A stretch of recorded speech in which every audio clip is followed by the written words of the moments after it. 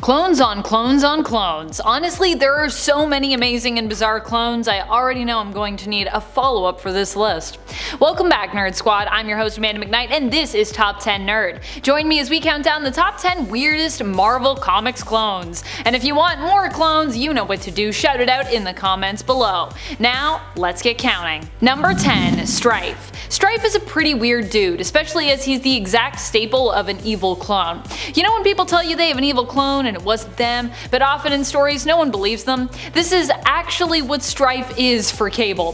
Deadpool actually tried using that line once, and in fact it was actually true at the time, and people didn't believe him either. Don't worry, Cable. Stryfe has been mistaken for Cable on multiple occasions. When Stryfe shot Professor X, everyone wrongly thought that it was Cable, not yet knowing that Cable had an evil clone. Stryfe has also attempted to impersonate Cable before, trying to act as Hope's father during the events of Messiah War. All in all, Stryfe is kinda just an evil weirdo who also happens to be a lot more powerful than Cable, as he doesn't suffer from the techno-organic virus like the original Nathan Christopher Summers does. Stryfe is also the son of Apocalypse, which of course instantly makes him pretty weird and pretty evil. Number 9. Joseph. Joseph is the younger mutant clone of former villain and current anti-hero Magneto, who is also known for being one of the most powerful mutants besides. Joseph initially started out as an anti-hero himself. He was created by Astra, who was actually retconned to be Magneto's first recruit for his Brotherhood of Evil Mutants. Astra hoped the clone would be able to kill Magneto, but her plan failed, and Joseph ended up lost and without his memories. Unable to remember who he was, those who took him in believed him to be an amnesiac Magneto, despite the fact that he seemed much younger than the villain.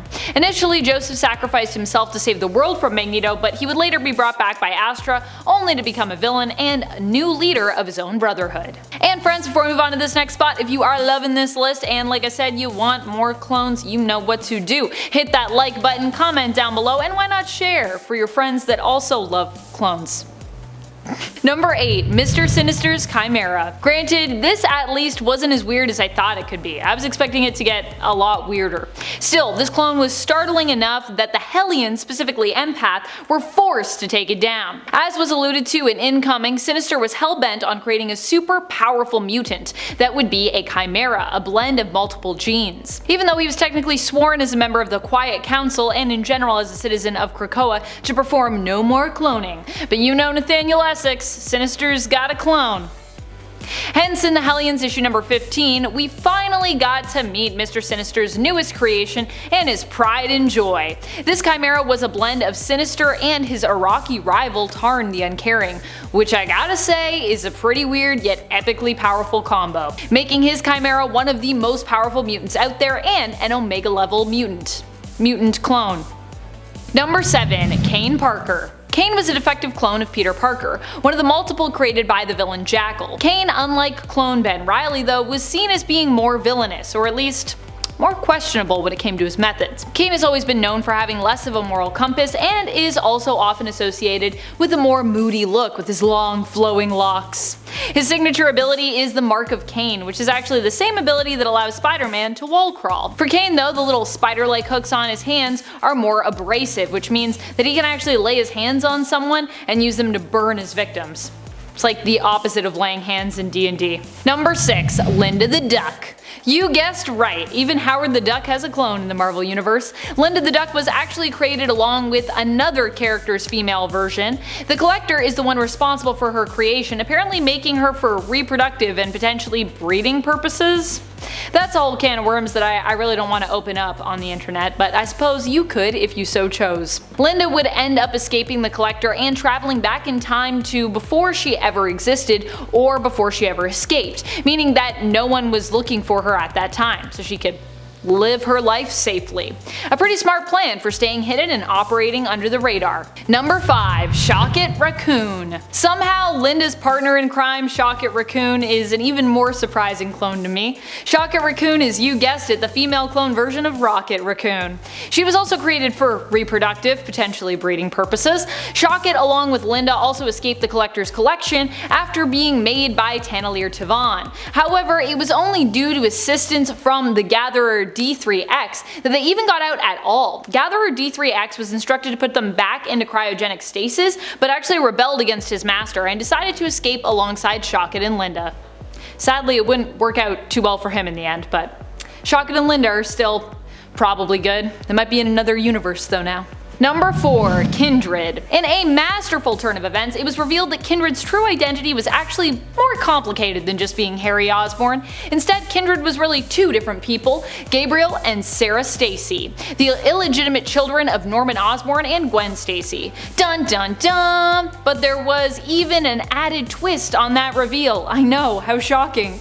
Gabriel and Sarah, it turns out, were actually creations of Harry Osborn. He combined his father and Gwen's DNA to make the two clones and implanted memories in Mary Jane Watson's and Norman Osborn's minds to make them think that the twins were really Norman and Gwen's biological offspring, making them think that Norman had slept with Gwen and that she had given birth to the twins secretly in France. However, this was not at all true, it turns out, and the twins were actually just created by Harry to torment both his father and his old friend, Peter Parker, aka Spider-Man. Old friend slash rival. That's right, they retconned the retcon and I am so happy about it. These clones might be weird and ultimately degenerate pretty quick, but I'm really happy that they are weird clones and that the relationship between Norman and Gwen was simply an illusion.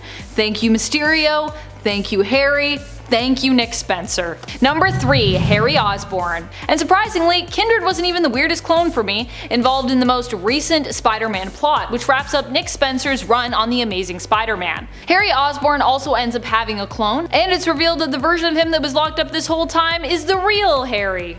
Not the real Harry really, but a clone. We'll get to that in a minute. The Harry that we thought was Kindred was actually Gabriel and Sarah using chameleon disguise tech to impersonate Harry. However, it turns out this actual Harry isn't, well, actually Harry, who remains dead in the comics. He's actually a clone who was created by Norman after the death of his son, which it turns out he just couldn't live with.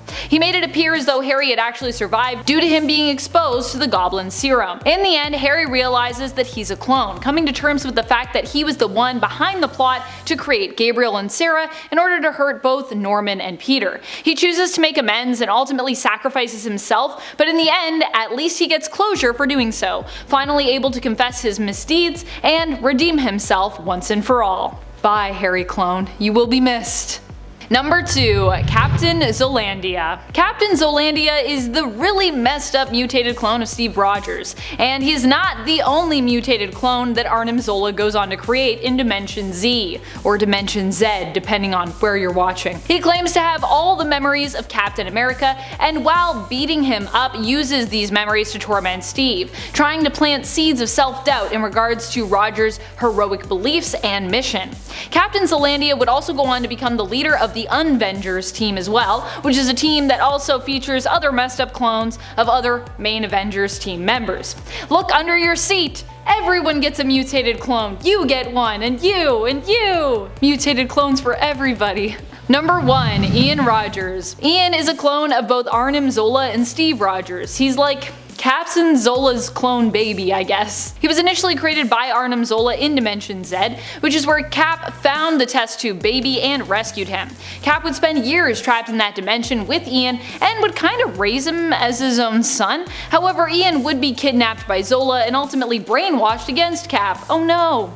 Cap would then have to help dismantle this brainwashing to free Ian once more from Zola's grasp and his influence. And really, everything involving Ian gets even weirder from there.